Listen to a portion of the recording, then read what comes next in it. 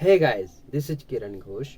So today we'll talk about the contributions of various Roman scholars, Chinese scholars, and Indian scholars in the field of geography. Right? So let's get started. So first thing, after the fall of Greek Empire, the political power passed onto the hands of the Romans. Right? And two important names comes first, that is Polybius and Posidonius. So they contributed in the field of physical geography. Then comes the most important scholar, that is Strabo. So you need to remember four names under the heading of Roman geographer, that is Polybius, Posidonius, Strabo, and Ptolemy. So let's talk about Strabo, right? So Strabo compiled the regional and historical geography of the world.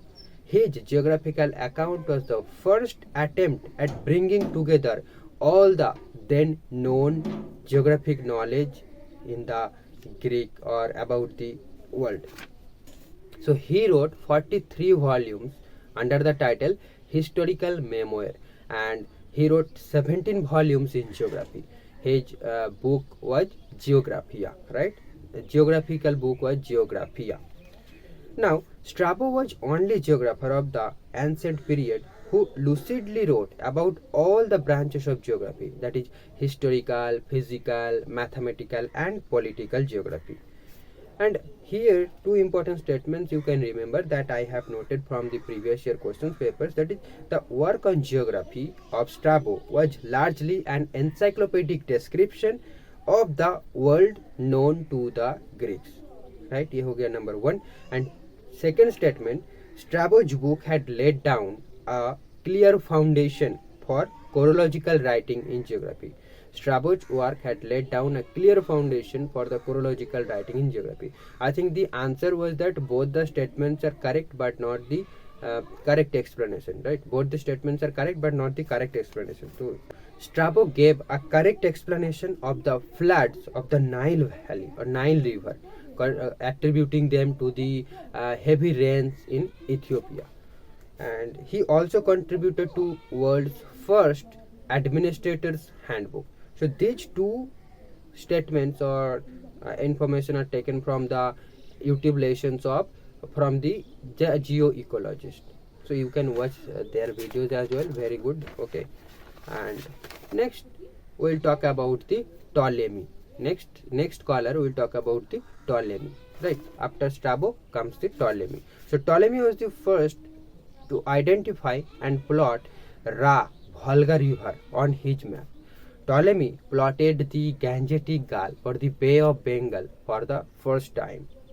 Okay, so Ptolemy was a scholar who first defined geography as the science that deals with the art of map making. What a definition है? A science that deals with the art of map making. तो ये किसने बोला था? ये Ptolemy बोला था. ठीक है, तो he wrote almost 8 books, and among them 2 are very famous, that is the Almagest, and second one is the Outline of Geography. So the Almagest or the Syntaxis, also called as Syntaxis, deals with the complicated problems of mathematical and astronomical geography, whereas the Outline of Geography deals with the determination of position of places by latitudes and longitudes. Right now, after Ptolemy in 476, when the Western Roman Empire falls, the entire Europe enters into a dark age, right? And during this dark age, mainly all the works are copied works, right? Nothing new has been written, nothing new discoveries were done by anyone. Okay, and the society was dominated by religion. So you can read more about the dark age, but that's not very important from the UGC point of view, because you know that objective type of question, so you can go through. But yeah, and Jerusalem was generally placed in the center of the map during this dark age, and the shape of the map comes in wheel type, what famously called as T in O maps. So you can remember this T in O maps, this term or wheel map. And during this time, a famous work you can say was written, that is Christian topography. Christian topography, and the author was Firmanus, right? So you should remember this name, Firmanus, the Christian topography by Firmanus. So here the ends the Strabo and Ptolemy and the Roman Empire. I think this is enough, and maybe there are more information that is very important, but I have got these informations from Majid Hassan's book and the YouTube lessons from the geoecologist, right? And I have taken two statements from the previous year question papers, right? So if you know something more, you can definitely add on the comment section, so it will enrich me as well as all the other fellows who will watch this video. Okay, let's talk about the Indian and Chinese geographer. So here one thing you should remember, that the term Bhugol in India, when we talking about the India, the term Bhugol in Indian geographical literature was first used by Surya Siddhant, right? The word Bhugol signifies that the spherical shape of the earth. Okay, तो Indian geography के लिए इतना ही काफ़ी है. सूर्य सिद्धांत, ये name आपको याद रखना है.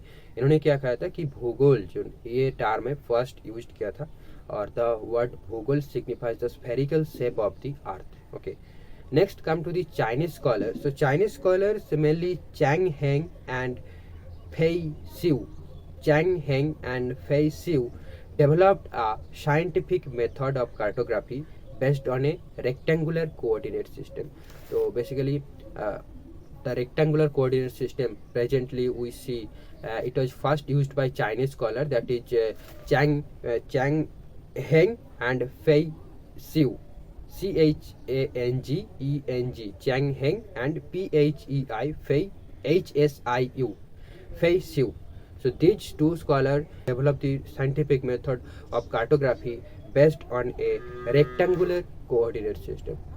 So that's it for this video, and in the coming videos we'll talk about the dark age, the age of exploration, and before that we should cover the Arab scholars, right, or Arab travelers, their contributions in geography. Thank you, and please don't forget to subscribe the channel. Thank you.